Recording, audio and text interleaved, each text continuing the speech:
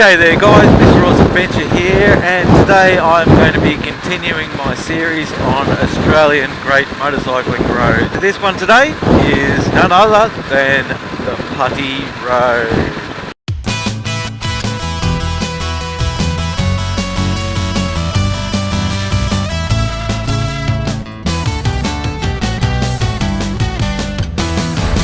The Putty Road stretches north-south from the New England Highway in the north at Singleton, and it winds its way through the hills to Windsor in the south. So Windsor is not quite a suburb of Sydney, but it's not far from Sydney. It's a great road. I've done it once before in a car, but I've never done it on a bike. This is going to be a treat. Maybe 40-50 kilometres or half an hour or so of this open road before you get into the forest and the tight twisty stuff. It is worth it though, it is spectacular. As you will see, stay tuned. I've only been going on the Putty Road for about 15 minutes or so, I think 15 to 20 minutes, no longer than 20 minutes, and the mountains are starting to close in around us now. The scenery has changed significantly and looks like we're just about to hit the good bits. Bloody awesome, love it. Oh, so cool to see so many bikes around.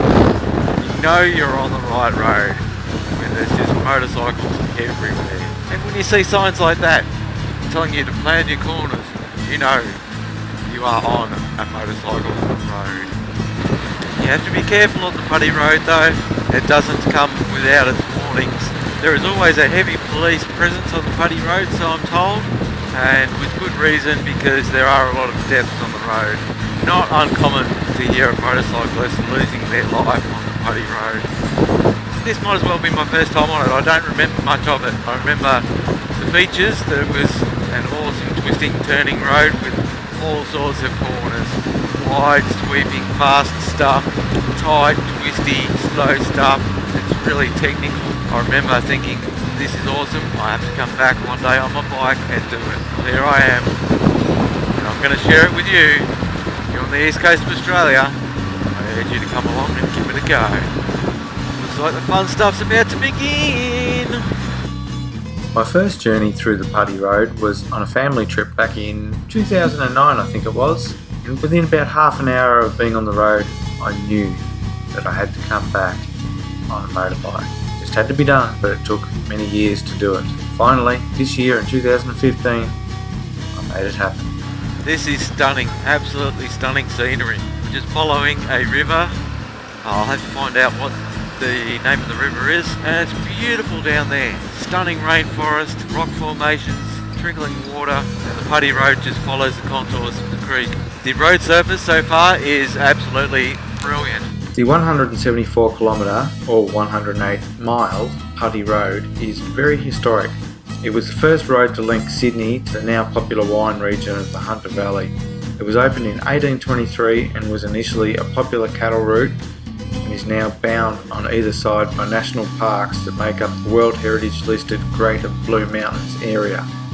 It was the first road constructed from Sydney to the north, which surprised me when I read about that, but I guess they had to go that far out west to get around the expansive waterways that exist to the north of Sydney, so it makes sense. Putty Road was formerly part of the State Route 69, a route which once traversed from Wollongong, south of Sydney, bypassing the city to the west through Campbelltown, Penrith, Windsor, and then along the Putty Road to Singleton in the Hunter Valley, where it meets the New England Highway.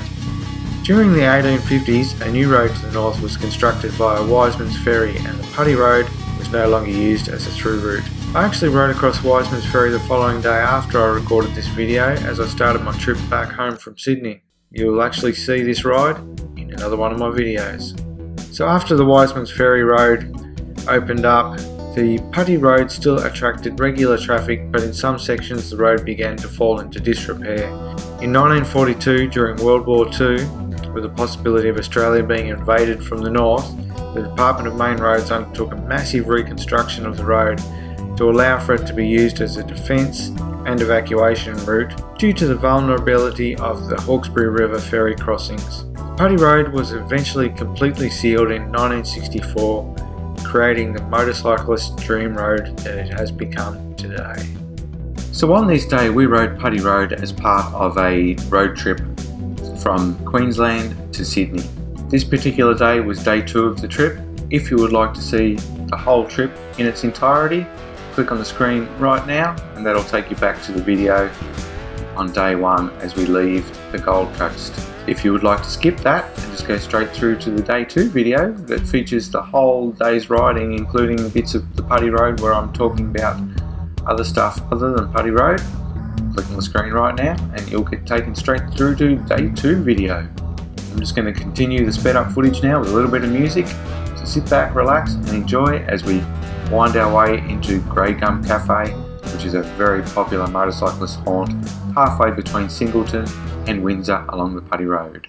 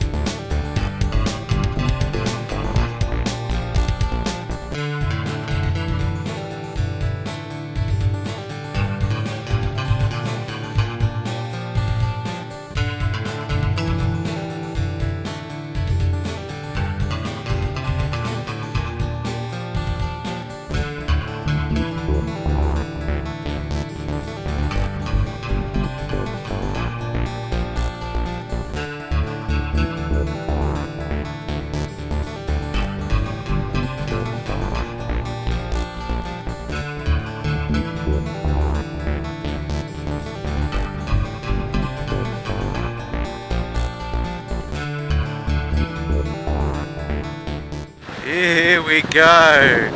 Famous Grey Gum Cafe. Heard so much about it, seen so many photos. We are here. Before we leave Grey Gum Cafe and continue our journey along the Putty Road towards Windsor, I just wanted to take you back to Singleton and show you the footage that I recorded from the rear facing camera of my bike between Singleton and the Grey Gum Cafe. This was set up to take one photo every minute for the whole trip along there during that part of the road. This section between Singleton and Grey Gum Cafe is definitely the more twisty part of the road.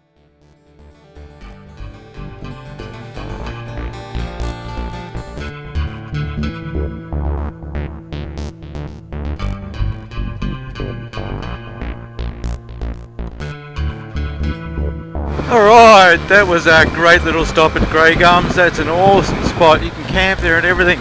Alright, so we've now left Grey Gum Cafe and I'm recording from my backpack rig. If you don't know what my backpack rig is, I'll put a link on the screen now and you can check out the video review I made of that as I was building it. I like the footage sped up through this point of view, it's pretty cool. So this only goes on for a little bit and then I switch back to my rear facing camera which was recording the whole trip from Grey Gum Cafe all the way through to Windsor. The first section here just starts off with me being in the back. There are no other bikes in the background because I was at the back of the pack. And then I passed a few bikes and then it becomes a little bit more interesting as we go on. We also came across a crash site where a rider had gone down. Not sure how they ended up, how they were after the incident. Hopefully they were fine. It just goes to show that this road can take you out if you're not careful. You will see that briefly here if you pay attention to the sped up footage.